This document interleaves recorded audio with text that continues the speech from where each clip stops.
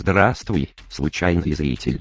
Ты находишься на канале ЛГМ, а это значит, что настала пора новой экранизации обзора на новеллу. Сегодняшним экземпляром будет он и под названием «Мелифа Самаиден», что может переводиться либо как «Жизнь и приключения девы», либо как «Моя жизнь на Майдане». Начнем же непосредственно обзор.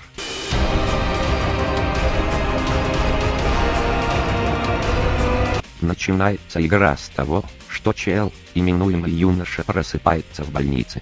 Выглядит он так, будто лайкнул пост с фури хентаем, после чего встретил группу агрессивно настроенных подписчиков деградачи.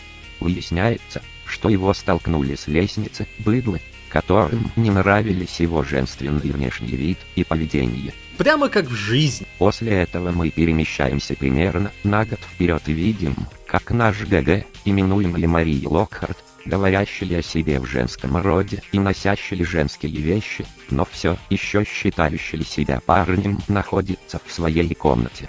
Это действие прерывает его мать, говорящая ему: «Дочь, я тебя записала в католическую школу-интернат для девочек, собирай вещи». Андрогиничный пиздюк несколько прихуил с таких поворотов, но спорить не стал. Иным интом нас переносит в рассказ от лица другого персонажа. Дальше такое будет происходить с определенной степенью частоты, так что привыкайте, а именно Рики Мэрроу, дочери директрисы этого религиозного ПТУ. Она базарит со своей сестрой, Сильвией, и в этом разговоре мы узнаем, что Рика в прошлом году была президентом студсовета этой школы. Но если этот срок у нее закончился, то срок ее мужененавистничества, причины которого вскроются в ближайшем прохождении, но не в этом обзоре, еще нет. Так или иначе, разговор не вечен, и Сильвия уходит в куда-то, а Рика сталкивается с прекрасной девушкой, а именно нашим ГГ, и рассказ вновь переходит к его лицу.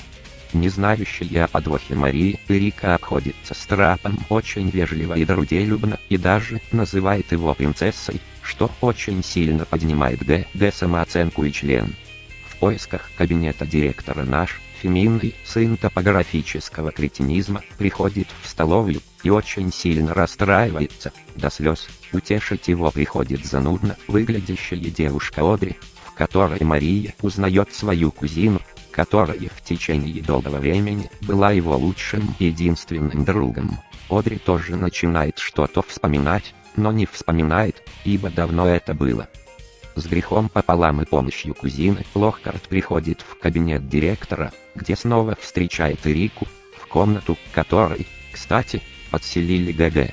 Тогда ей решают открыть глаза на происходящее и более чем прозрачно намекают, что один из людей в этой комнате – спермобок. Молодая Ратфим пытается искать его в пустой комнате, но не находит. Тогда ей решают уже прямым текстом сказать, что Мария – это не Маша, а Астольфо Феликсович Канзаки. Рика от этого, разумеется, охуевает не меньше, чем борец с эйджизмом от необходимости носить школьную форму. Она хочет потихоньку съебать, но проблемы с ориентацией ГГ не дают ей этого сделать, и ей приходится провожать его в общежитие, где она сразу же обвиняет его в том, что он украл у нее трусы. Но Марию не сбивал трактор, и ему удается доказать, что трусы он не крал, а у него просто похожие. Прежде чем Рика крикнула это другое. Маша съебывает нахуй и знакомится с еще одним персонажем, Доун. На этом мой пересказ сюжета обрывается, но и похуй.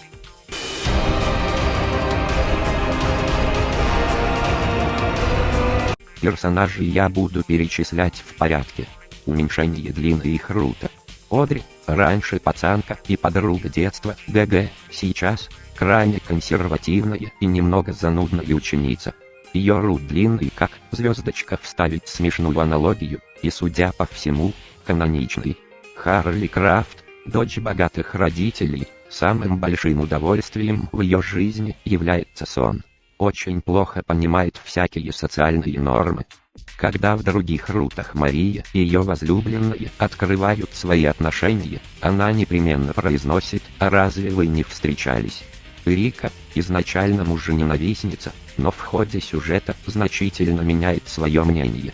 По характеру напоминает Сидзуни из Кота в Шужа, властная не терпящая возражений в работе. Ее род довольно романтичен, могу сказать. Сильвия – родная сестра Рики, но в отличие от нее, взбалмошная и легкомысленная на вид, но добрая и понимающая внутри. Первой узнает о мрачном прошлом Марии. Доун, темнокожей Лоли, пизда как любит аниме и Марию.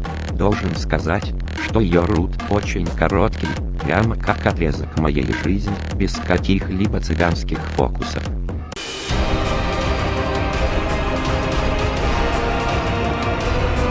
Вся музыка здесь, даже драматичная, казуально, как сокровище Монтесумы. Фу, такую делать.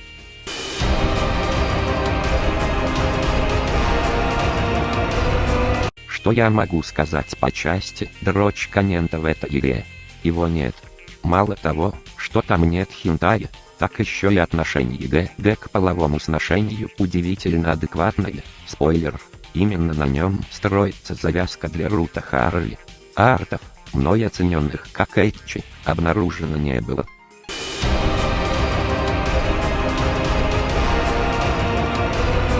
Вывод. Новелла несколько короткая, всего 5,5 часов геймплея, при условии, что я посмотрел все концовки, но наполненная разными интересными сценами, а не как в БЛ, рефлексиями Тесэмона.